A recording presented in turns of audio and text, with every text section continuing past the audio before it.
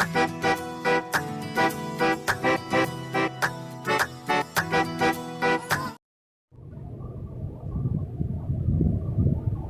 Morning students. Last lecture में हमने matrix की परिभाषा, मैट्रिक्स का क्रम या कोटि और मैट्रिक्स के प्रकारों के बारे में पढ़ा था। आज मैं उसी टॉपिक मैट्रिक्स के प्रकार को आगे कंटिन्यू करता हूँ। 3 प्रकार हम पढ़ चुके थे। फर्स्ट था अपना पंक्ति मैट्रिक्स। पंक्ति मैट्रिक्स क्या होती है? वह मैट्रिक्स जिसमें केवल एक ही पंक्ति विद्यमान हो, स्तंभ की संख्या चाहे से कितनी भी हो, पंक्ति मैट्रिक्स कहलाती है। सेकंड मैट्रिक्स थी स्तंभ मैट्रिक्स। वह मैट्रिक्स जिसमें केवल एक ही स्तंभ विद्यमान हो, पंक्तियों की संख्या चाहे से कितनी भी हो, वो स्तंभ मैट्रिक्स कहलाती है। और तीसरी मैट्रिक्स पढ़ी थी शून्य मैट्रिक्स। शून्य मैट्रिक्स जैसे कि नाम से पता चल रहा है कि वह मैट्रिक्स जिसमें विद्यमान सभी अवयवों का मान शून्य हो, शून्य मैट्रिक्स कहलाती है। आज हम पढ़ेंगे मैट्रिक्स वर्ग मैट्रिक्स।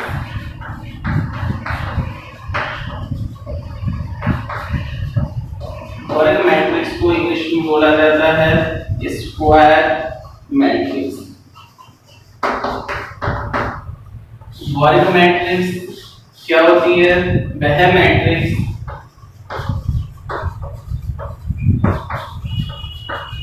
जिसमें पंक्तियों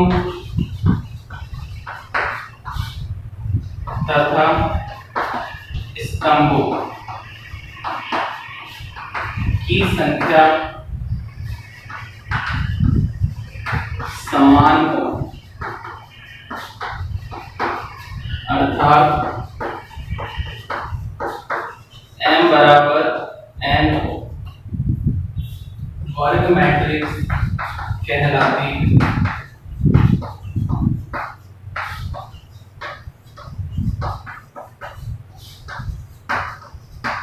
इसलिए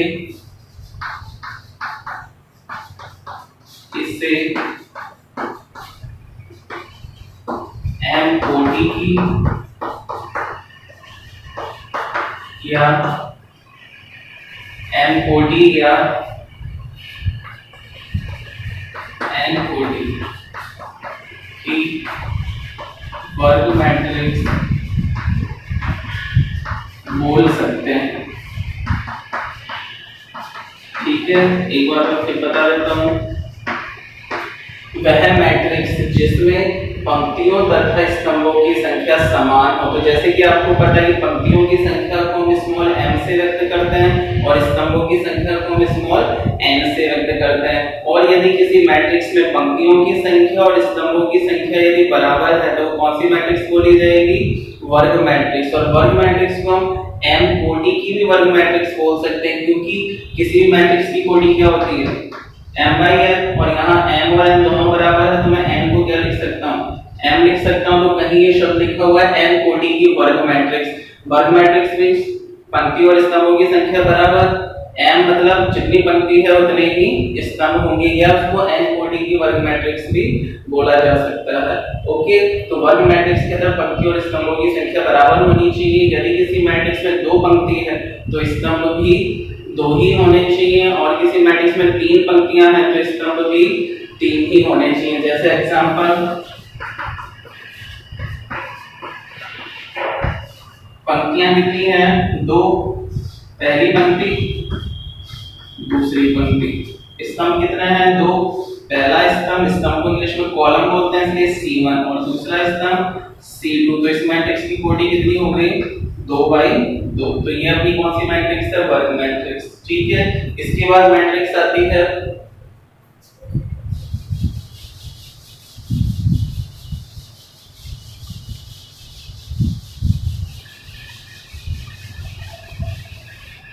विकर्ण मैट्रिक्स।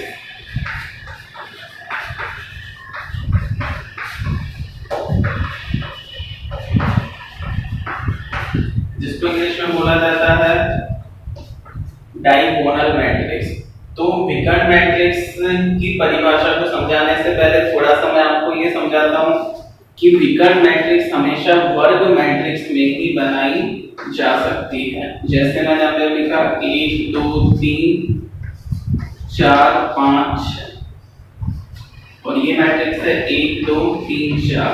अब आपको पता है विकर्ण क्या होता है, जो उसके आमने सामने के शीर्षों को जोड़ने वाली रेखा विकर्ण होती है, जैसे चतुर्भुज में देखा जाए तो। अब यदि मैं यहाँ से विकर्ण बनाना स्टार्ट करता हूँ तो ये विकर्ण यहाँ तक बनेगा नहीं बनेगा, तो और विकर्ण पूरा कंप्लीट होने के लिए यहाँ भी मुझे एक अवयव लिखना होगा, तो मतलब मुझे एक कॉलम और एक पंक्ति को बढ़ाना ही पड़ेगा। यदि ये मैट्रिक्स आयताकार मैट्रिक्स है तो इसमें क्या विकर्ण बन सकता है, नहीं विकर्ण सकता। यदि इसकी जगह यदि मैं इस मैट्रिक्स को 3x3 की कर दूं, अब देखिए वर्गाकार मैट्रिक्स हो गई नहीं होगी, अब इसका विकर्ण कंप्लीट हो जाएगा, जबकि आयताकार मैट्रिक्स में विकर्ण नहीं बनाया जा सकता। तो इस बात को ध्यान रखिए कि जो भी विकर्ण मैट्रिक्स बनेगी वो केवल वर्गाकार मैट्रिक्स में ही बनाया जा सकता है, आयताकार मैट्रिक्स में नहीं बनाया जा सकता। इसलिए जो विकर्ण मैट्रिक्स की परिभाषा बनेगी वो किससे बनेगी, वर्ग मैट्रिक्स से बनेगी। तो इसकी परिभाषा क्या बनेगी, वह वर्ग मैट्रिक्स जिसके मुख्य विकर्ण, इसका कौन सा विकर्ण है, मुख्य विकर्ण जो फर्स्ट एलिमेंट या फर्स्ट अवयव से स्टार्ट होता है, वह वर्ग मैट्रिक्स जिसके मुख्य विकर्ण के अवयवों को छोड़कर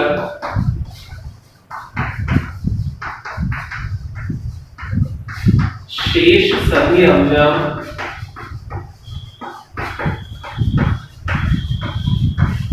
शून्य हो, विकर्ण मैट्रिक्स कहलाती है। वह वर्ग मैट्रिक्स जिसके मुख्य विकर्ण के अवयवों को छोड़कर बाकी सभी अवयव शून्य हो। तो देखिए इसी को मैं चेंज कर देता हूं, ये इसका मुख्य विकर्ण, मुख्य विकर्णों को छोड़कर बाकी सभी अवयव शून्य हो। तो ये कौन सी मैट्रिक्स कहलाएगी, विकर्ण मैट्रिक्स। यहाँ भी मुख्य विकर्णों को छोड़कर बाकी सभी अवयव शून्य हो, तो कौन सी मैट्रिक्स कहलाएगी, विकर्ण मैट्रिक्स। तो विकर्ण मैट्रिक्स के दो एग्जांपल हो गए, इसको मैं मैट्रिक्स ए लिख देता हूँ, इस मैट्रिक्स को मैं नाम बी दे देता हूँ।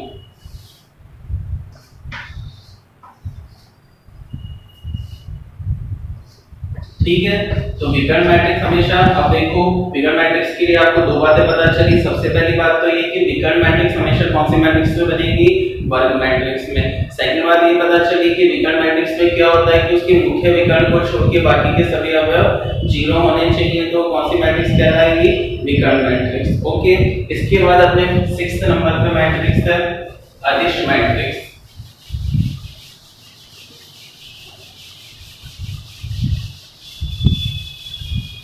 अब आप चाहो अदिश मैट्रिक्स की परिभाषा वर्ग मैट्रिक्स से भी बनाई जा सकती है और अदिश मैट्रिक्स की परिभाषा विकर्ण मैट्रिक्स से भी बनाई जा सकती है। कोई विकर्ण मैट्रिक्स ही आगे जाके किसमें चेंज हो जाएगी, अदिश मैट्रिक्स में।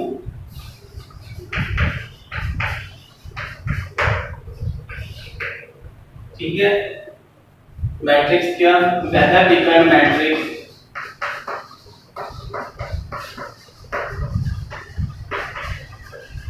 जिसमें विकर्ण के सभी अवयव समान हो, अदिश मैट्रिक्स कहलाती है।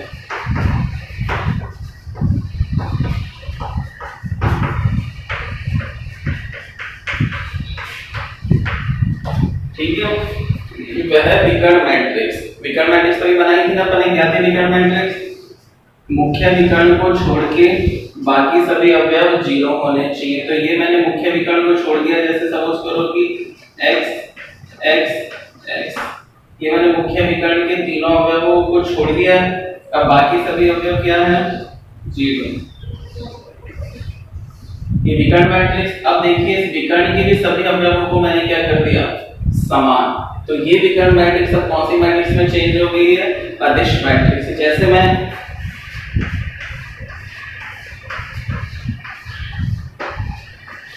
विकर्ण के सभी अवयवों विकर्ण के अवयवों को छोड़कर, मुख्य विकर्ण के अवयवों को छोड़कर बाकी सभी अवयव शून्य हो तो विकर्ण मैट्रिक्स कहलाती है। तो ये विकर्ण मैट्रिक्स है, ये भी विकर्ण मैट्रिक्स है, लेकिन इसको मैं अदिश मैट्रिक्स बोलूंगा और इसको मैं अदिश मैट्रिक्स नहीं बोल सकता, क्योंकि अदिश मैट्रिक्स बोलने के लिए विकर्ण के सभी अवयव समान होने चाहिए। यहाँ विकर्ण के सभी अवयव समान हैं, इसलिए इस विकर्ण मैट्रिक्स को मैं अदिश मैट्रिक्स बोल सकता हूँ, लेकिन यहाँ विकर्ण के सभी अवयव समान नहीं है, इसलिए मैं इसको अदिश मैट्रिक्स नहीं बोल सकता।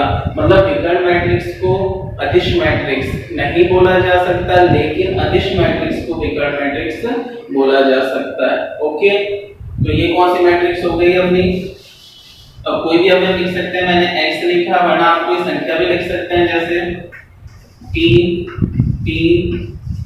और ये अपनी वर्ग मैट्रिक्स है, और विकर्ण को छोड़ के सभी अवयव 0, इसलिए विकर्ण मैट्रिक्स भी, और विकर्ण के सभी अवयव समान है, इस वजह से ये अदिश मैट्रिक्स है।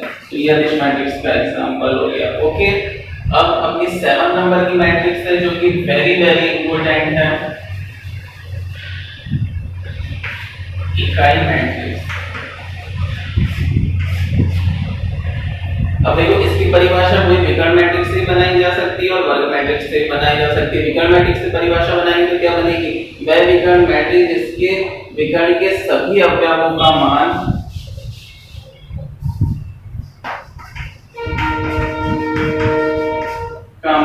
1 हो, तो वह इकाई मैट्रिक्स कहलाती है। वह विकर्ण मैट्रिक्स जिसके विकर्ण के सभी अवयवों का मान 1 हो, तो वह इकाई मैट्रिक्स कहलाती है। इकाई मैट्रिक्स को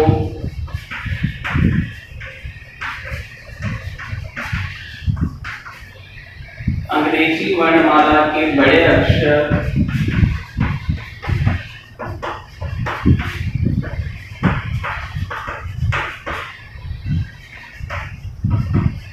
कैपिटल आई से व्यक्त करते हैं, क्योंकि इकाई मैट्रिक्स को इंग्लिश में आइडेंटिटी मैट्रिक्स बोलते हैं, और आइडेंटिटी मैट्रिक्स का फर्स्ट लेटर आई होता है, इसलिए हम आइडेंटिटी मैट्रिक्स को कैपिटल आई से व्यक्त करेंगे। अब मुझे बताइए कि ये अपनी अदिश मैट्रिक्स से बताइए, अब इसको यदि मुझे इकाई मैट्रिक्स में चेंज करना है तो मैं क्या करूं, विकर्ण के सभी अवयवों का मान कितना बना दो, 1 बना दो, 1 तो ये कौन सी मैट्रिक्स बन गई अपनी अदिश मैट्रिक्स, इकाई मैट्रिक्स। तो एक बात ये ध्यान रखना, विकर्ण मैट्रिक्स को अदिश मैट्रिक्स और इकाई मैट्रिक्स नहीं बोला जा सकता, जबकि इकाई मैट्रिक्स को अदिश मैट्रिक्स और विकर्ण मैट्रिक्स बोला जा सकता है। क्योंकि देखिए, विकर्ण के सभी अवयव समान है, और विकर्ण के सभी अवयव समान होने पर उसको कौन सी मैट्रिक्स बोला जाता है, अदिश मैट्रिक्स। और विकर्ण को छोड़ के सभी अवयव 0 में, इसलिए इसको कौन सी मैट्रिक्स बोला जाएगा, विकर्ण मैट्रिक्स। और आइडेंटिटी मैट्रिक्स या इकाई मैट्रिक्स को कैपिटल आई से व्यक्त करेंगे। इसी तरह 2/2 की भी अपन बना सकते हैं, 1 0 0 1। ठीक है, तो ये अपनी कौन सी मैट्रिक्स है, इकाई मैट्रिक्स, और ये वेरी वेरी इंपॉर्टेंट। ठीक है, नोट कर लीजिए।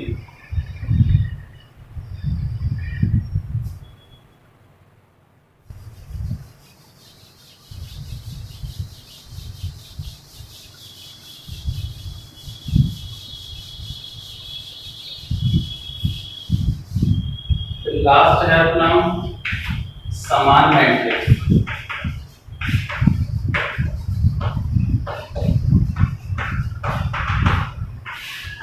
इंग्लिश में बोलेंगे इक्वल मैट्रिक्स। 2 मैट्रिक्स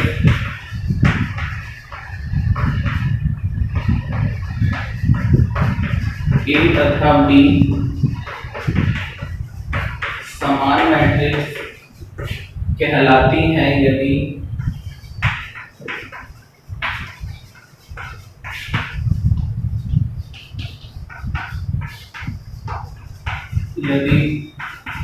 दोनों मैट्रिक्सों का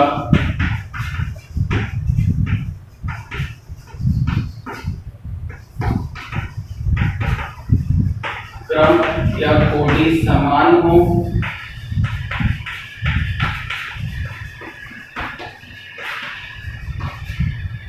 तथा सभी संगत अवयव भी समान हो। ठीक है, दो मैट्रिक्स ए तथा बी समान मैट्रिक्स कहलाती है यदि दोनों मैट्रिक्सों का क्रम या कोटि समान हो तथा सभी संगत अवयव भी समान हो। तो अभी मैं आपको संगत अवयव का मीनिंग बताऊंगा क्या है, लेकिन ध्यान रखना समान मैट्रिक्स बोलने के लिए उसमें दोनों कंडीशन लागू होनी चाहिए। मींस यदि दोनों मैट्रिक्स का क्रम या कोटि समान नहीं है तो हम ये आगे चेक ही नहीं करेंगे कि वो मैट्रिक्स समान मैट्रिक्स बन सकती है या नहीं बन सकती, क्योंकि सबसे पहले हमें दोनों मैट्रिक्सों का क्रम देखना है कि समान मैट्रिक्स होने के लिए दोनों मैट्रिक्सों की कोटि या क्रम समान होना चाहिए, तभी हम आगे जाके चेक करेंगे कि उनके संगत अवयव समान है या नहीं है। यदि कोटि ही समान नहीं है तो हमें वही पता लग जाएगा कि दोनों मैट्रिक्स समान मैट्रिक्स नहीं है। लेकिन केवल कोटि समान होने से समान मैट्रिक्स नहीं बनेगी, दोनों के संगत अवयव भी समान होने चाहिए। संगत अवयव का मतलब है कि जो अवयव पहली पंक्ति और पहले स्तंभ का है वो दूसरी मैट्रिक्स के भी पहली पंक्ति और पहले स्तंभ के ही बराबर होना चाहिए, और जो अवयव पहली पंक्ति और दूसरे स्तंभ का है वो दूसरी मैट्रिक्स में भी पहली पंक्ति और दूसरे स्तंभ के अवयव के समान होना चाहिए। जैसे एक बार अपन देख लेते हैं, दो मैट्रिक्स है,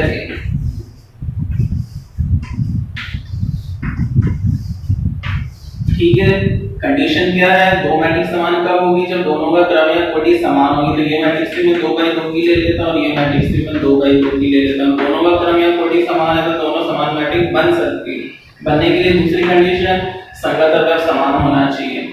पहली पंक्ति दूसरी पंक्ति पहला स्तंभ दूसरा स्तंभ, तो ये अवयव है पहली पंक्ति और पहले स्तंभ का, इसको व्यक्त करूंगा a11 से। तो a11 इसके भी पहली पंक्ति और पहले स्तंभ के अवयव के ही बराबर होना चाहिए। तो ये होगा b11 की पहली पंक्ति और दूसरा स्तंभ, इसके अवयव को किससे व्यक्त करेंगे, a12 से। तो a12 किसके बराबर होना चाहिए, मैट्रिक्स B के भी पहली पंक्ति और दूसरे स्तंभ के अवयव के ही बराबर होना चाहिए, b12। ठीक है, ये अवयव दूसरी पंक्ति और पहले स्तंभ का है, वो भी दूसरी पंक्ति और पहले स्तंभ के अवयव के ही समान होना चाहिए। और ये अवयव दूसरी पंक्ति और दूसरे स्तंभ का है तो वो भी दूसरी पंक्ति और दूसरे स्तंभ के अवयव के ही समान होना चाहिए। तो ये होंगे अपने संगत अवयव। a11 का संगत अवयव b11।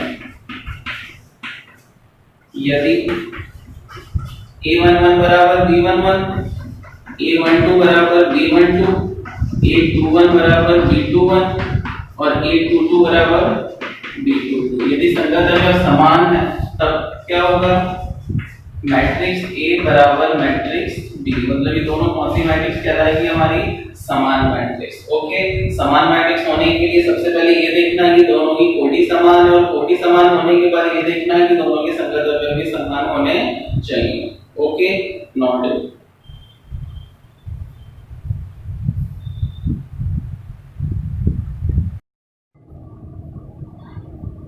नेक्स्ट टॉपिक है मैट्रिक्स पे लागू होने वाली संक्रियाएं, मतलब मैट्रिक्स पे कौन कौन सी संक्रियाएं लगाई जा सकती हैं। तो उसमें फर्स्ट संक्रिया है योगफल, इसको बोला जाएगा एडिशन। ध्यान से समझना, दो मैट्रिक्सों का योगफल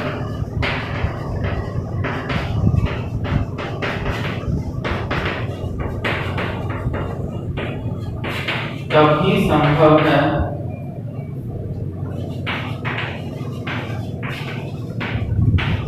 जब उनकी कोटियां समान हों।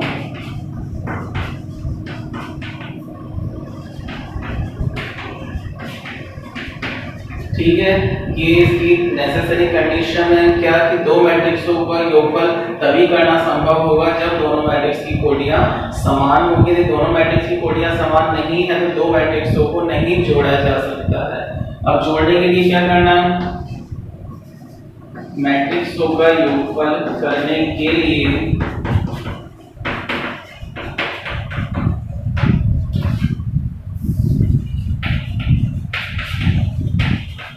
के लिए दोनों मैट्रिक्सों के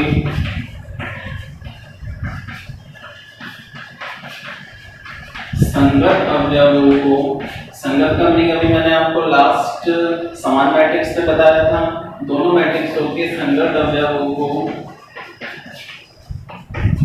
जोड़ दिया जाता है।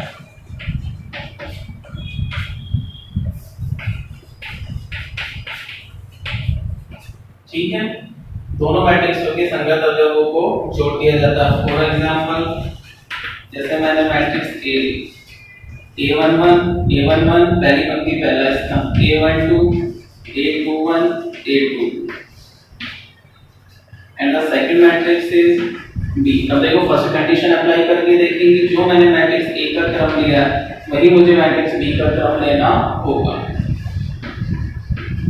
B11 B12 B21 D22। अब मुझे दोनों मैट्रिक्सों का योगफल करना है, तो योगफल करने की कंडीशन क्या थी, यदि मुझे दोनों मैट्रिक्सों को जोड़ना है तो उनके संगत अवयवों को जोड़ना होगा। तो मुझे बताइए A11 उसके में कौन से अवयव में जोड़ूं?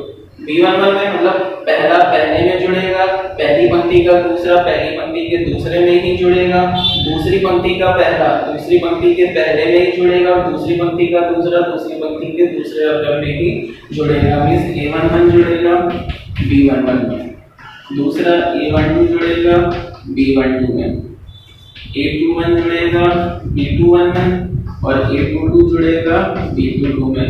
तो बिल्कुल सिंपल है योगफल करना मैट्रिक्स का। दो मैट्रिक्सों का योगफल करने के लिए फर्स्टली तो दोनों की कोटि समान होनी चाहिए और उसके बाद हमें दोनों मैट्रिक्सों के संगत अवयवों को आपस में जोड़ना है। तो इस तरह दो मैट्रिक्सों का योगफल किया जा सकता है। Okay, noted.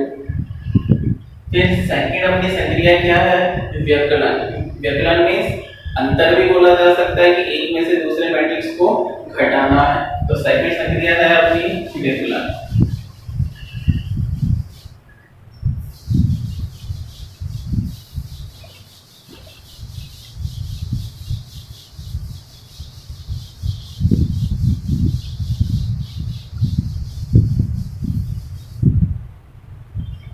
मैट्रिक्स पर संक्रिया में सेकंड चलता है अपना व्यवकलन।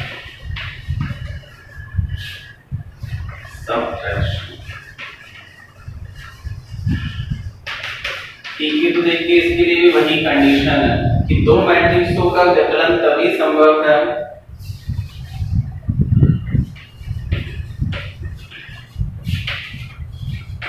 दो मैट्रिक्सों का व्यवकलन तभी संभव है जब उनकी कोटियां समान हो। कोटियां समान हो तथा व्यवकलन करने के लिए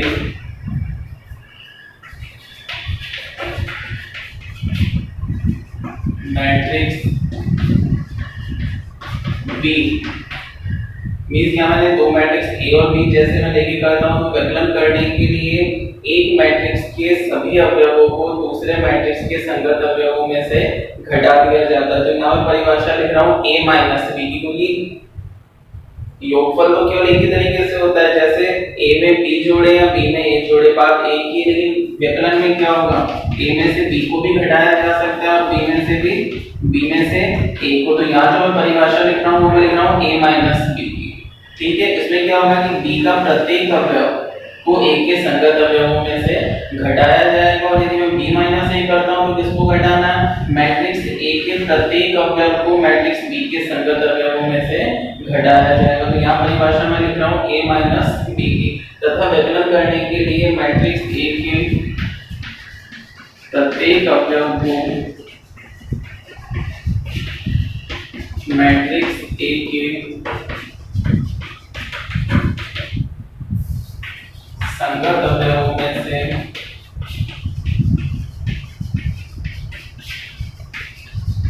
से घटाया जाता है। इसे A माइनस B से व्यक्त करते हैं।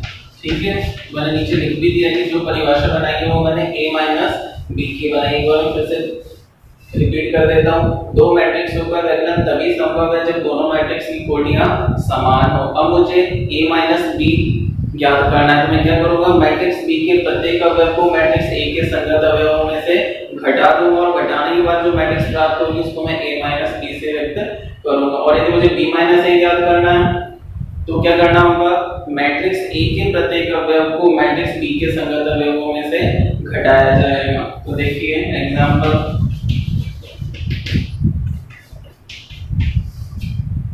a11 a12 b21 b22 ये मैट्रिक्स ए है, b11 b12 b21 b22 ये मैट्रिक्स बी है। अब मुझे क्या ज्ञात करना है, a माइनस बी, तो a में से b को घटाना है, तो a11 में से घटेगा b11, a12 में से b12, a21 में से b21 और a22 में से b22। और घटाने के बाद या जोड़ने के बाद जो मैट्रिक्स प्राप्त होती है उसकी कोटि भी वही रहती है जो मैट्रिक्स ए और बी की कोटि है। तो यह है दो मैट्रिक्सों का विकलन। ओके, इसके बाद हम तीसरी संख्या पढ़ेंगे, दो मैट्रिक्सों का गुणनफल। वो मैं आपको नेक्स्ट लेक्चर में पढ़ाऊंगा, लेकिन उसको बहुत ध्यान से देखना और बहुत अच्छी तरीके से समझना है क्योंकि वो वेरी वेरी इंपॉर्टेंट है। और अपनी एक्सरसाइज के ज्यादातर क्वेश्चन दो मैट्रिक्सों के गुणनफल पर ही आधारित है। ठीक है, तो ये आज मैंने आपको मैट्रिक्स पे लगने वाली संख्याएं बताई है। एक तो बताया योगफल और दूसरा बताया विकलन, और ये दोनों बिल्कुल सिंपल है, इनमें कोई प्रॉब्लम नहीं है। लेकिन जो तीसरी संख्या है गुणनफल, उसको आपको बहुत ही ध्यान से समझना होगा। Okay, not